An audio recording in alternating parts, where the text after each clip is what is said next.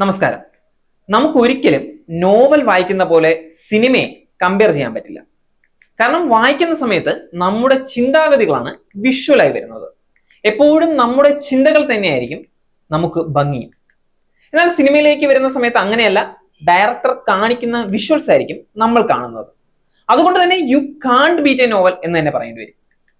ആടുജീവിതം എന്ന ബെന്യാമിന്റെ നോവൽ ആസ്പദമാക്കി എടുത്ത സിനിമയാണ് ഗോഡ് ലൈഫ്, ആടുജീവിതം. ബെന്യാമിന്റെ, ബ്ലസ്സിയുടെ, പൃഥ്വിയുടെ ആടുജീവിതം ഇപ്പോൾ തിയേറ്ററുകളിൽ നാടാകെ ഓടിക്കൊണ്ടിരിക്കുകയാണ്. ഹൗസ്ഫുൾ ഷോസ് ആണ് എങ്ങും. മികച്ച അഭിപ്രായവുമാണ് എവിടെ നിന്നും വരുന്നത്. ഒരു സിനിമ ഇഷ്ടപ്പെടുന്ന പോലെ തന്നെ അത് ഇഷ്ടപ്പെടാതിരിക്കാനുള്ള സാധ്യതയുമുണ്ട്. 16 വർഷമായി ഈ സിനിമയെക്കുറിച്ച് കേൾക്കുന്നത് കൊണ്ട് തന്നെ ആളുകളുടെ എക്സ്പെക്ടേഷൻസും അത്രയ്ക്ക് വലുതാണ്. ഭാരിച്ച ഒരു ഉത്തരവാദിത്വം അതുകൊണ്ട് തന്നെ മേക്കേഴ്സിന് ഉണ്ടായിരുന്നു കാണണം. ഒട്ടനവധി വീഡിയോസ് ആണ് ഞാൻ ആടുജീവിതത്തിനെ കുറിച്ച് സോഷ്യൽ മീഡിയയിൽ കണ്ടത്. എന്നാൽ 2 വീഡിയോസ് ആണ് ഞാൻ ശ്രദ്ധിച്ചത്. ഒന്ന് ആടുജീവിതത്തിനെ കുറിച്ച് ചെകുത്താൻ എന്ന യൂട്യൂബർ അപ്ലോഡ് ചെയ്ത ഒരു വീഡിയോ. ഒരു ഉളുപ്പില്ലാതെ ഇതിനകത്ത് ഉളുപ്പില്ലായ്മ എവിടെയാണെന്നറിയോ? ഇവന്മാരെടുക്കുന്ന സിനിമ എന്താ കഥ? ഇവൻ അഭിനയിച്ചു, ഇവൻ ഈ കഥ വായിച്ചു, എല്ലാം കഴിഞ്ഞിട്ട് ഇവനൊരു അല്പമെങ്കിലും ബുദ്ധി, ഒരു സ്വല്പം ബുദ്ധി എവിടെയെങ്കിലും ഉണ്ടെങ്കിൽ ഇവനിത് പറയൂ. നമുക്കൊക്കെ ഇവിടെ, ഞാൻ ഇന്നേ വരെ ഒരിടത്തും പറഞ്ഞിട്ടില്ല ഞാൻ ഒരു സാധനം കഷ്ടപ്പെട്ടാ ചെയ്തത്, അല്ല അങ്ങനെ പറയാൻ തോന്നത്തില്ല. കാരണം ഈ ബാക്കിയുള്ളവന്റെ കഷ്ടപ്പാടൊക്കെ ഉണ്ട്. ഇതൊക്കെ കഷ്ടപ്പാടെന്ന് പറയാനൊരു ഉളുപ്പ് വേണ്ടേ? അതെന്നെ തീർത്തും അത്ഭുതപ്പെടുത്തിയ കാര്യമൊന്നുമല്ല. കാരണം ചെകുത്താൻ എന്ന ആള് ഒരു ബന്ധവുമില്ലാതെ വായിൽ വരുന്നതൊക്കെ പറയുന്ന വ്യക്തിയാണ്. വ്യൂസ് കിട്ടാനായി വീഡിയോയിൽ പോലും ഇല്ലാത്ത ആളുകളുടെ ഫോട്ടോയൊക്കെ തംബ്നെയിലായി കൊടുത്ത് മണ്ടത്തരം അലങ്കാരമാക്കി നടക്കുന്ന ഒരു വ്യക്തി.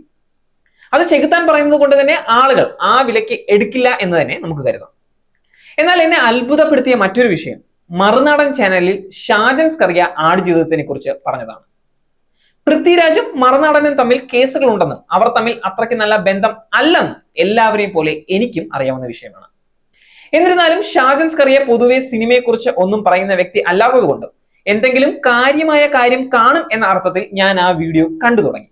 എന്നെ അത്ഭുതപ്പെടുത്തുന്ന പ്രതികരണമാണ് മറുനാടൻ പറഞ്ഞത്. വ്യക്തിപരമായി സിനിമ ഇഷ്ടമായില്ല എങ്കിൽ നമുക്കത് പറയാവുന്നതാണ്. എത്ര കാലം മുമ്പാണ് ആടുജീവിതത്തെ കുറിച്ചുള്ള തള്ളുകൾ ആരംഭിച്ചതെന്ന് പോലും ആർക്കും അറിയില്ല. എന്നിരുന്നാലും ഒരു മിനിമം റെസ്പെക്ട് പോലും നൽകാതെ തള്ളുകൾ എന്നൊക്കെ വന്ന് 20 ലക്ഷം സബ്സ്ക്രൈബേഴ്സ് ഉള്ള ഒരു ചാനലിന്റെ മുതലാളി വന്ന് പറയുന്നതാണ് എനിക്ക് മനസ്സിലാകാത്തത്. മറുനാടന് പൃഥ്വിയോട് ഇഷ്ടക്കേട് കാണും എന്നത് നമുക്ക് മനസ്സിലാക്കാം.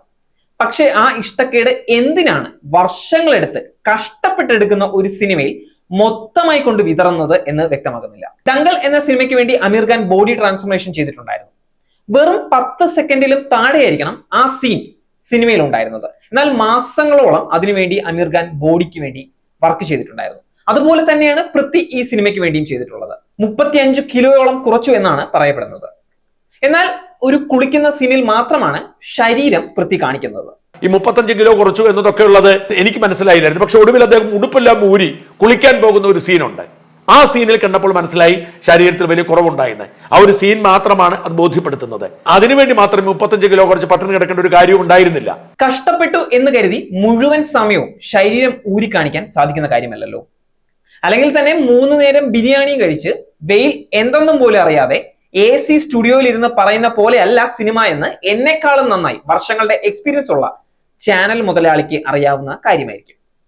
നിങ്ങൾക്ക് എന്തുകൊണ്ട് നമ്മൾ ഇങ്ങനെ ഒരു വീഡിയോ ചെയ്യാൻ പോലും തയ്യാറായി എന്ന് മനസ്സിലാക്കണമെന്നുണ്ടെങ്കിൽ അദ്ദേഹത്തിന്റെ വീഡിയോ തന്നെ പോയി കാണേണ്ടി വരും. നേരിന്റെ വാർത്തകൾ നിങ്ങളുടെ വിരൽത്തുമ്പിൽ എത്താനായി സാക് ന്യൂസ് ചാനൽ സബ്സ്ക്രൈബ് ചെയ്തും ഷെയർ ചെയ്തും ഒരു ശരിയായ മാധ്യമ നിലപാടിന് നിൽക്കാൻ ഞങ്ങൾ നിങ്ങളെ ക്ഷണിക്കുന്നു.